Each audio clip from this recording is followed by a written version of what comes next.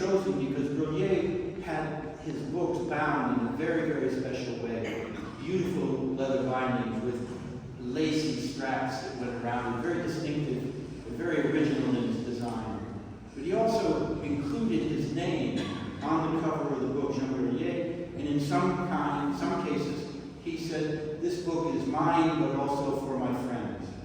And they adopted, the early founders of the Grolier Club adopted this theme of the book and its friends as one of his mottos. And that's why his name has become the title of our organization. There's membership, as I said, that's worldwide. We have 800 members now from all fields that represent this subject area. And what we've done over time is we've built an enormous collection of over 60,000 books on the history of printing, bookbinding, paper making, manuscripts, and calligraphy, all the subjects that are related to printing, and as well as probably the world's largest collection of auction catalogs and booksellers catalogs, which show the development of the trade over time. Because collectors, as Jack will tell you, need booksellers and auction houses in order to find their books. And this has become, because it's a book collectors group, this whole idea of having collections is very important. So this is kind of an overview of the group which we represent, and I would like to just pass this on to Jack, and Jack will give you a little bit more information about what the organization is doing today, and and how members participate within the organization, other than just giving money. So we'll pass this on to Jack. Thanks, Dan.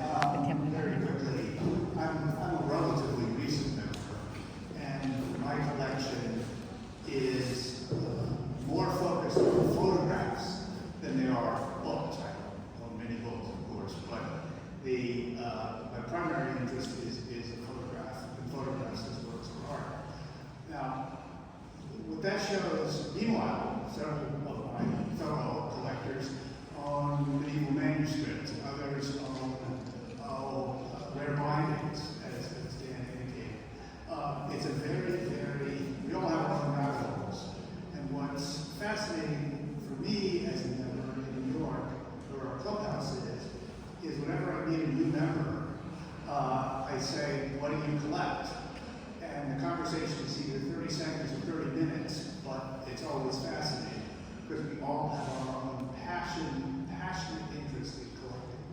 I thought it might be interesting to get a handle on what we do to talk about the two exhibitions that are up right now. One is a history of dictionaries. That sounds pretty dry, right?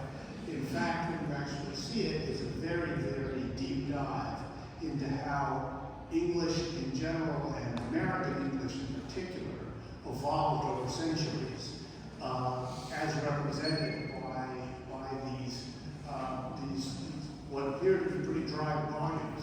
And actually the title is a playful riff of this show. It's a playful riff on Samuel Johnson's comment saying, yeah, we're working on dictionaries. It's harmless drudgery. The title of the show is Hardly Harmless Drudgery.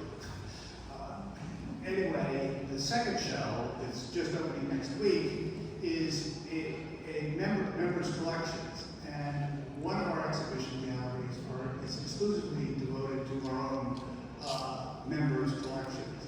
This one is new members collect. Every year, of course, we admit new members, and they are invited to introduce themselves, the club, to the rest of the club, by a sample of their books.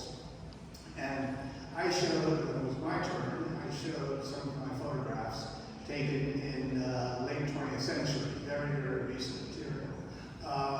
One of my fellow new members, I love this story, had a Renaissance anatomy book. And he was faintly embarrassed by the fact that it was a second edition, but he said, well, the only 3 copies of the first are in the Vatican Library because the entire first print run was burned along with the author. Oops. Anyhow, it is a fun group to be a member of, and not least because collecting can be a pretty solitary activity, and we're the opposite.